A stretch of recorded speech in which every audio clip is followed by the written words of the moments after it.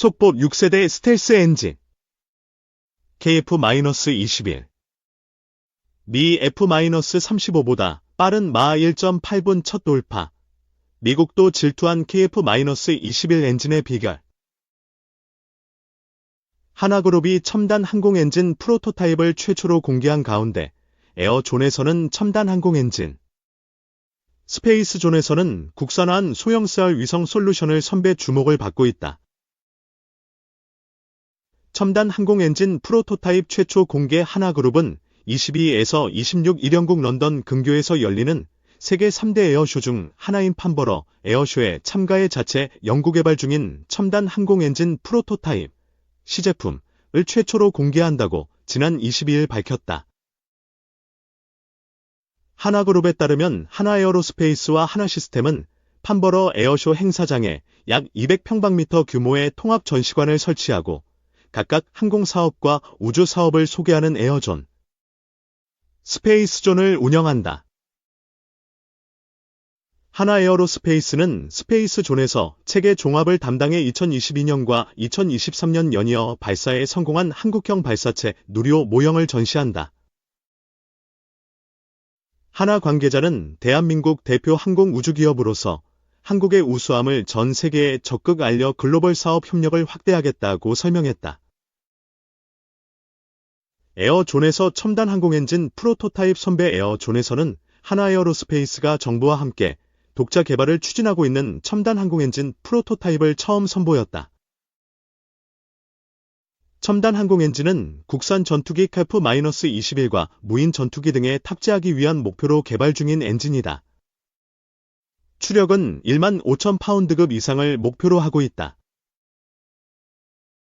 참고로 미 공군 전투기인 F-22 랩터의 추력은 35,000파운드, LBF 급으로 알려졌다. 스페이스존에서 국산화한 소형 썰 위성 솔루션 선배. 스페이스존에서는 하나시스템이 국산화한 소형 썰 위성 솔루션을 선보인다.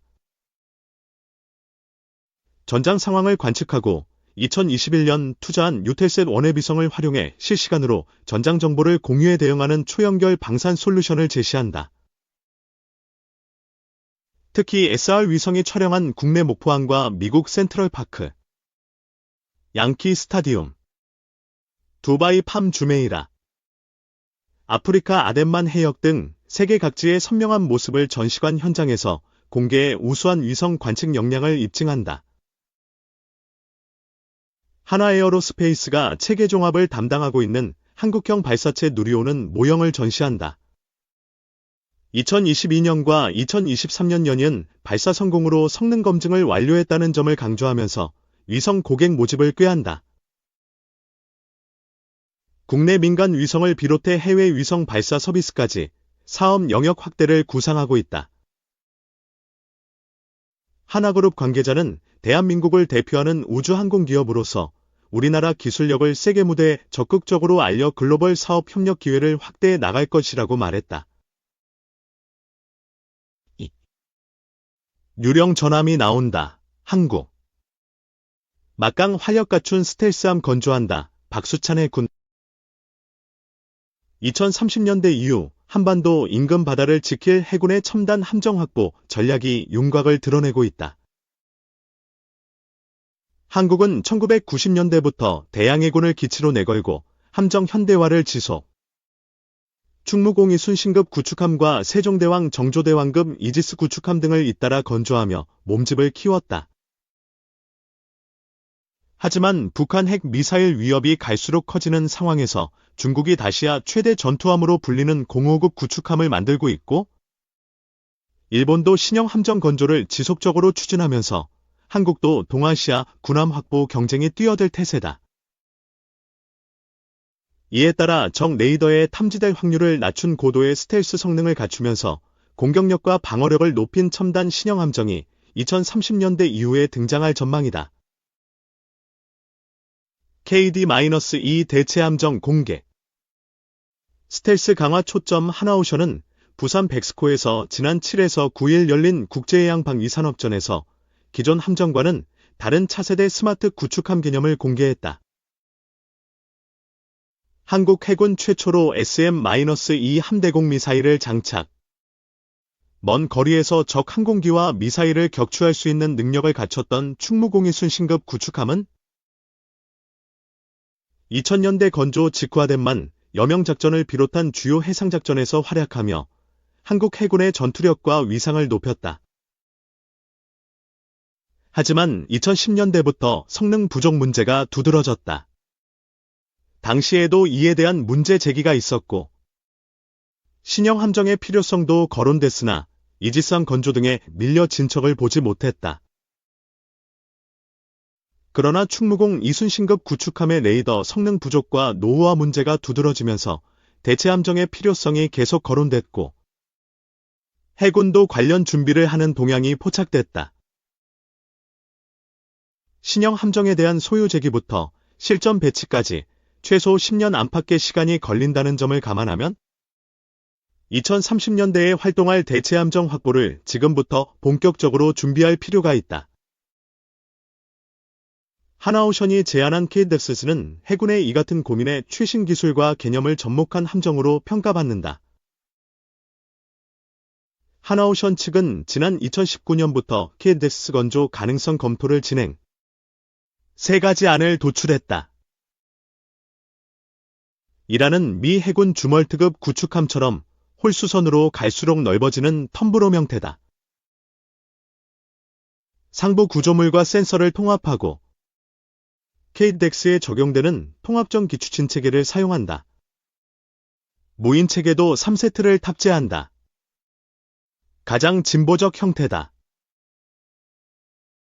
이 안은 이란과 같은 선체에 통합 마스트를 설치하며 하이브리드 추진 체계와 무인 체계 2세트를 탑재한다. 첨단 개념과 현재 운용 중인 기술의 절충형이다. 4만은 이보다 더 후퇴한 것으로 KDEX에 가까운 형태다. 내년에 이뤄질 것으로 알려진 KDEX 개념 설계를 앞둔 시점에서 하나오션이 이번에 공개한 함정은 이 안에 매우 가까운 형태다. 길이 145m, 배수량 7,000톤급 구축함인 KDEX는 전체적으로 스텔스 성능 강화에 초점이 맞춰졌다는 평가다. 스텔스 성능이 강화되면 적군은 KDEX를 정확히 탐지할 수 없다. 이는 방어용 무기를 다수 탑재하지 않아도 함정 생존성을 높이는 장점이 있다. 주멀트급 구축함을 떠올리게 하는 함수 형태는 레이더 반사 면적을 낮추고 선체에 부딪히는 파도의 저항을 약하게 한다. 함교에서부터 헬기 경납고에 이르는 공간은 단일 구조물로 연결된다. 함교 위에는 통합 마스트를 설치했다. 이를 통해 적 레이더에 포착될 위험을 크게 낮췄다.